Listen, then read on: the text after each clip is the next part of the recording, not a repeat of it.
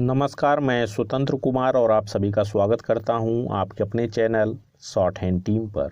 तो दोस्तों, आज की इस वीडियो में रामधारी सिंह गुप्ता खंड 2 के प्रतिलेखन संख्या 103 के डिक्टेशन को हम लोग लेने वाले हैं। इसे हम दो अलग अलग स्पीड में लेंगे। पहली बार में 90 की स्पीड में, तो दूसरी और आखिरी बार में इसी डिक्टेशन को हम लोग 100 की स्पीड में लेने वाले हैं। लेकिन अगर आपको ये नहीं पता है कि इसे संकेत लिपि में किस प्रकार से लिखा जा सकता है, यानी इस प्रतिलेखन के प्रत्येक शब्द की आउटलाइन क्या होगी, तो आप हमारे शॉर्ट हैंड टीम ऐप को डाउनलोड कर सकते हैं। ऐप का लिंक इसी वीडियो के ठीक नीचे डिस्क्रिप्शन बॉक्स में आपको मिल जाएगा। ऐप को डाउनलोड करके इस प्रतिलेखन के प्रत्येक शब्द की आउटलाइन को आप जान सकते हैं। तो 90 की स्पीड में आपका डिक्टेशन स्टार्ट होगा 5 सेकंड के बाद।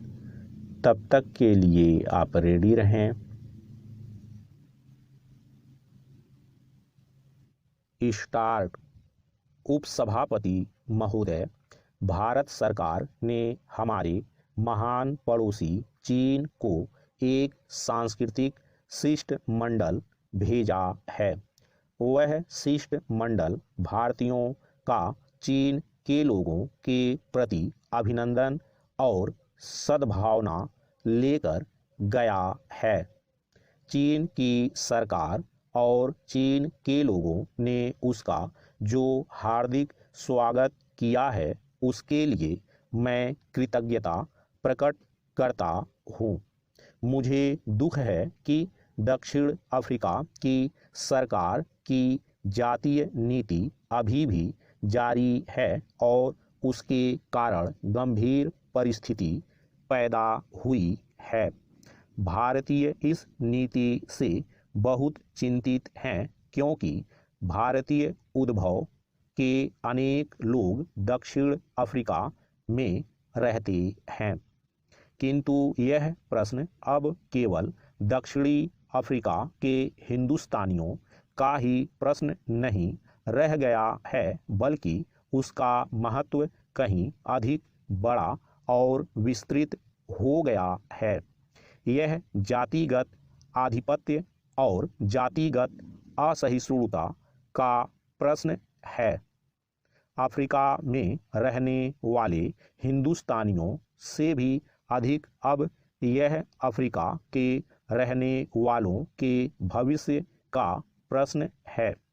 इस प्रश्न और ऐसे ही अन्य प्रश्नों के निपटारे में विलंब करना समस्त मानव जाति के लिए अच्छा नहीं है।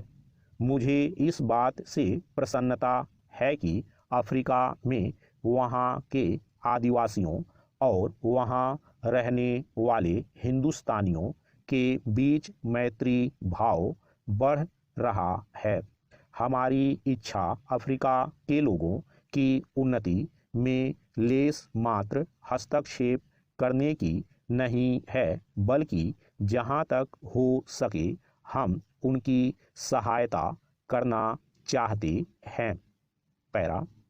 मुझे यह भी खेद है कि श्रीलंका में बहुत दिनों से रहने वाले अनेक भारतीय मत देने के अधिकार से वंचित कर दिए गए हैं। वे श्रीलंका के वैसे ही नागरिक होने का दावा करते हैं जैसे कि उस देश के अन्य निवासी करते हैं। श्रीलंका के साथ हमारा संबंध सहस्त्रों वर्षों से रहता आया है और हमारे संबंध अत्यंत मैत्रीपूर्ण रहे हैं। हमने श्रीलंका की स्वतंत्रता का स्वागत किया था और हम यह आशा करते थे कि उसके लोग स्वतंत्र जाति के रूप में हर प्रकार की प्रगति करेंगे, पर वहाँ के नागरिकों की एक बड़ी संख्या को उनके अपने नैसर्गिक स्वत्वों से वंचित कर देने से सच्ची प्रगति नहीं हो सकती। उससे तो बहुतेरे जटिल प्रश्न और उलझने ही पैदा हो सकती हैं, जैसे कि हो भी गई हैं। पिछले अनेक वर्षों से हमारे यहाँ खाद्य पदार्थों की कमी रही है और अन्न बड़ी मात्रा में बाहर से लाना पड़ा है। इस काम में संयुक्त राज्य अमेरिका से हमें बड़ी सहायता मिली है और उस महान देश ने जो उदारतापूर्ण सहायता की है उसके लिए हम कृतज्ञ हैं। हाल के इतिहास में आज पहले पहल चावल को छोड़कर और सब अन्नों का हमारे पास बड़ा भंडार है और हम एक बड़ा भंडार बना रहे हैं जिससे आवश्यकता पड़ने पर हमें सहायता प्राप्त हो सकेगी। इस बात का तो हमें स्वागत करना चाहिए, किंतु देश के बड़े भागों में वर्षा न होने से यहाँ के लोगों के लिए कठिन समस्या पैदा हो गई है। लगातार 5 सालों तक रायलसीमा में अनावृष्टि का कष्ट सहना पड़ा है और वहाँ आज पानी की आवश्यकता है। स्टॉप। दोस्तों, इसी डिक्टेशन को दूसरी बार में हम लोग 100 की स्पीड में लेंगे और आपका समय स्टार्ट होगा 5 सेकंड के बाद। तब तक के लिए आप रेडी रहें। स्टार्ट। उपसभापति महोदय, भारत सरकार ने हमारे महान पड़ोसी चीन को एक सांस्कृतिक शिष्टमंडल भेजा है। वह शिष्टमंडल भारतीयों का चीन के लोगों के प्रति अभिनंदन और सद्भावना लेकर गया है। चीन की सरकार और चीन के लोगों ने उसका जो हार्दिक स्वागत किया है उसके लिए मैं कृतज्ञता प्रकट करता हूँ। मुझे दुख है कि दक्षिण अफ्रीका की सरकार की जातीय नीति अभी भी जारी है और उसके कारण गंभीर परिस्थिति पैदा हुई है। भारतीय इस नीति से बहुत चिंतित हैं क्योंकि भारतीय उद्भव के अनेक लोग दक्षिण अफ्रीका में रहते हैं, किंतु यह प्रश्न अब केवल दक्षिणी अफ्रीका के हिंदुस्तानियों का ही प्रश्न नहीं रह गया है, बल्कि उसका महत्व कहीं अधिक बड़ा और विस्तृत हो गया है। यह जातिगत आधिपत्य और जातिगत असहिष्णुता का प्रश्न है। अफ्रीका में रहने वाले हिंदुस्तानियों से भी अधिक अब यह अफ्रीका के रहने वालों के भविष्य का प्रश्न है।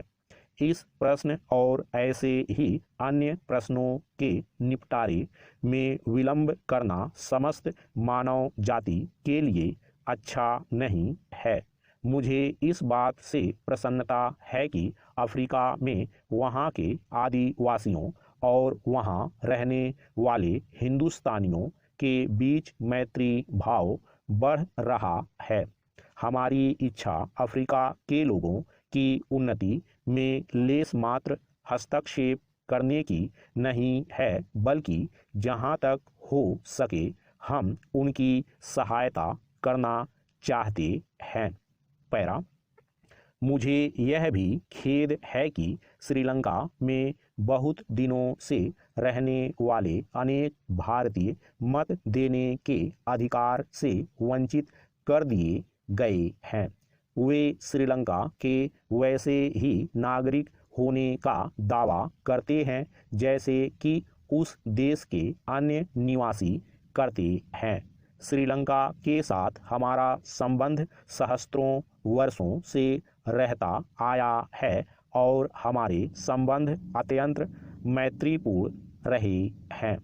हमने श्रीलंका की स्वतंत्रता का स्वागत किया था और हम यह आशा करते थे कि उसके लोग स्वतंत्र जाति के रूप में हर प्रकार की प्रगति करेंगे, पर वहाँ के नागरिकों की एक बड़ी संख्या को उनके अपने नैसर्गिक स्वत्वों से वंचित कर देने से सच्ची प्रगति नहीं हो सकी।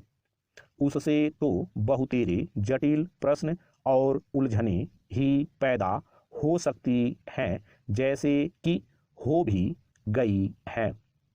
पिछले अनेक वर्षों से हमारे यहाँ खाद्य पदार्थों की कमी रही है और अन्न बड़ी मात्रा में बाहर से लाना पड़ा है। इस काम में संयुक्त राज्य अमेरिका से हमें बड़ी सहायता मिली है और उस महान देश ने जो उदारतापूर्ण सहायता की है उसके लिए हम कृतज्ञ हैं। हाल के इतिहास में आज पहले पहल चावल को छोड़कर और सब अन्नों का हमारे पास बड़ा भंडार है और हम एक बड़ा भंडार बना रहे हैं जिससे आवश्यकता पड़ने पर हमें सहायता प्राप्त हो सकेगी। इस बात का तो हमें स्वागत करना चाहिए, किंतु देश के बड़े भागों में वर्षा न होने से यहाँ के लोगों के लिए कठिन समस्या पैदा हो गई है। लगातार 5 सालों तक रॉयल सीमा में अनावृष्टि का कष्ट सहना पड़ा है और वहाँ आज पानी की आवश्यकता है। स्टॉप।